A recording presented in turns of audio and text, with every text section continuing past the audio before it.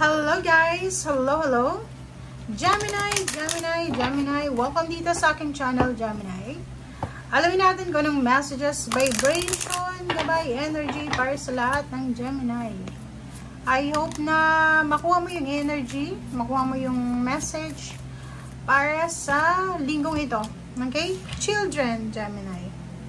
Know that your children are protected. May anak ka ba? Or apo? Pamangkin.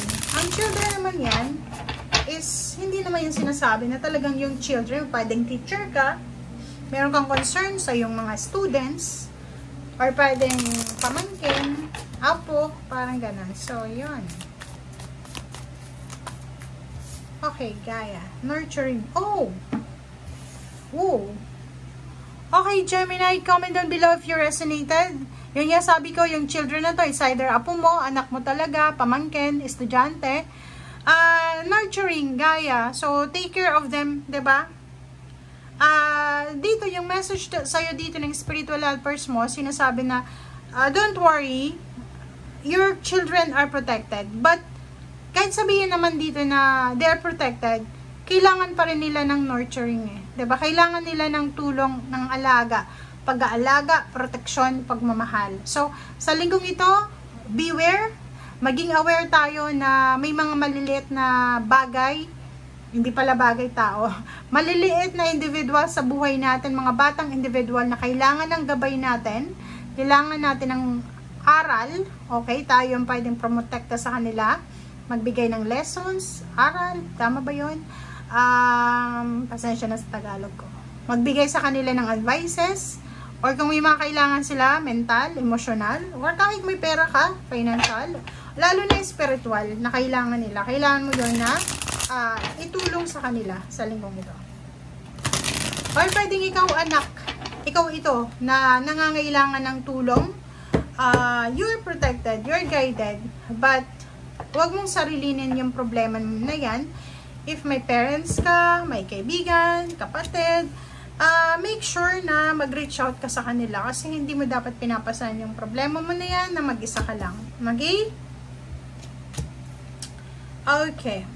First two cards natin is the Devil and Page of Wands. It's Capricorn energy, Fire sign energy. So, nakikita ko sir dito na mag-iingat ka sa mga susunod na araw, buwan, linggo, taon, sa temptation galing sa isang Capricorn or pwedeng relationship siya. Okay? So, ibig sabihin niya, 1, 2, 3, sinasabi sa'yo dito, 4 siya, 1, 2, sinasabi dyan sa'yo ng baraha Gemini na if you're related sa Capricorn or any zodiac signs na related din sa'yo, Gemini, Libra, and Aquarius, or Fire sign Leo, Aries, Sagittarius, sinasabi dyan sa inyo na pwedeng sila ay magiging temptation sa buhay mo. Pwedeng sasaktan ka nila emotionally, or parang sinasabi sa'yo dito na kapwa mo air signs, Gemini, Libra, Aquarius, Capricorn, Taurus, Virgo, Fire sign Leo, Aries, Sagittarius, ang posibleng mananakit sa'yo. Okay? Mananakit sa'yo, or pwedeng in a relationship ka, pwedeng karelasyon mo yan, na pwedeng magkaroon ng third party, or pwedeng ikaw yung magkaroon ng third party na maka-apekto yan sa relationship na pwedeng masira yung relationship. Okay? Justice. Okay. But, ang ganda nito, but, if ikaw yung nasaktan, or ikaw yung niloko, ikaw yung umiyak, ikaw yung lumuha, ikaw yung biktima, justice will be served, diba? So, sinasabi ng bara sa'yo na ibibigay ng Panginoon yung good karma para sa'yo. Lahat ng pain and heartaches na pagdaanan mo or pinagdaanan mo ay posibleng maghilom yung sugat niyan. And yung karma, yung kaakibat ng karma dahil sa bad actions, sa bad choices, sa bad decision, or sa bad behavior, or kung ano pa man na bad yan, ay isi-serve yan sa tamang tao na nagkasala. Okay? Yon. Okay. Justice card, nakikita ko sir dito, plus 2 of Wands. Gemini, nakikita ko na posibleng ikaw ay nag-a-apply or mag-a-apply sa isang or dalawang company, isa sa local, isa sa international. So, nakikita ko sir dito na pwedeng in the near future, maybe 2 years from now, yun yung pinakamatagal 2 years from now, Gemini, or 2 months from now, nakikita ko sir dito na ikaw yung mamimili. Pipiliin mo kung ano yung company or bansa na talagang para sa'yo. Yung deserve mo na salary, posisyon, bansa, parang gano'n. So, nakikita ko sir dito na you will be super lucky in the next year or next months. Wow! Okay, so, sa usapin naman tayong pamilya, relationship, doon sa mga Gemini na magpapamilya to like, ang mga anak nyo, puro lalaki or puro babae. Isang milagro ang posibleng pumasok sa buhay nyo na unexpected. May darating na baby boy or baby girl.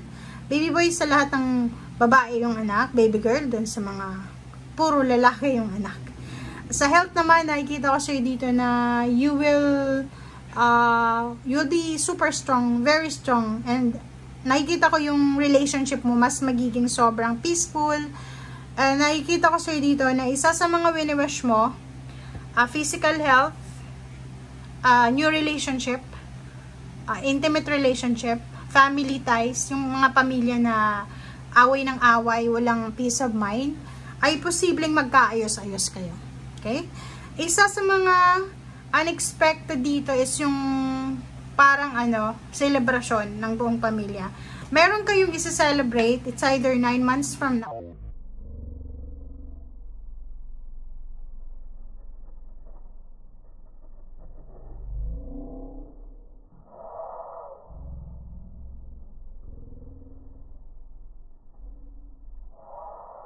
Now, parang September siya. So, either birthday celebration ng family, may binyag, or pwedeng kasal, or pwedeng fiesta, or anything na maganda, or celebration talaga siya. Happy. Okay? Wow! So, nakikita ko sir dito na sa linggong ito, makakaramdam ka ng pagod. Makakaramdam ka ng sobra-sobrang yung energy mo, low energy ka. Drain yung energy. Which is, hindi ka lang naman, kahit nga ako, diba? Feeling ko nakakapagod yung January and February. But, dito sinasabi sa'yo, Gemini, na if ever lang na pagod ka sa ngayon, may mga plano kang travel, may plano kung anong plano mo sa linggong ito, kung pagod ka, magpahinga ka muna, ihang mo muna yung plano na yan. Kasi, may oras pa naman Yun yung sabi ko sir dito sa Dane Press. Kailangan mong i-prioritize yung health mo. Kailangan mong i-prioritize yung sarili mo. Okay? So, yan guys ang sinasabi ng baraha. Maraming salamat sa panonood. Gemini, bye!